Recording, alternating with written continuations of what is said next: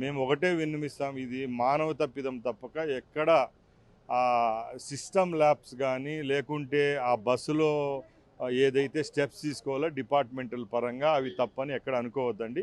ఆ రోజు ఆ టైమింగ్ ఒకటి 3 గంటల గాఢ నిద్రలో ఉండడం వల్ల ఇంత పెద్ద ఘోరమైన యాక్సిడెంట్ జరిగింది. ప్లస్ ఇంకొకటి ఏంటంటే అది కొద్దిగా డెడ్లీ స్పాట్ కూడా కావడంతో వర్షం కురిసిన రాత్రి కాబట్టి ఆ రాత్రిలో ఆ బస్సు డ్రైవర్కు తెలిసిండల్లా ఆయన కూడా ఇప్పుడు ఇన్వెస్టిగేట్ చేస్తున్నాం.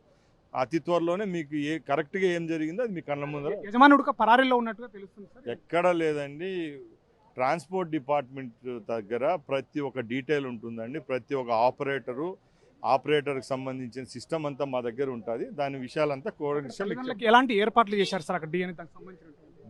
ఇది రేపు ఇన్సూరెన్స్కు రేపు రాబోయే కాలాల్లో ఈ కేసును ఛేదించేదానికి ఇది ఒక నమూనాగా తీసుకుంటున్నాం. మేమైతే బాక్సుల్లో ఈ డెడ్ బాడీస్ని ప్రిజర్వ్ చేసి పెడుతున్నాం. DNA టెస్ట్ చేసి ఏ కుటుంబానికి సంబంధించింది ఎవరిదైతే వాళ్ళకి అప్పచెప్తాం.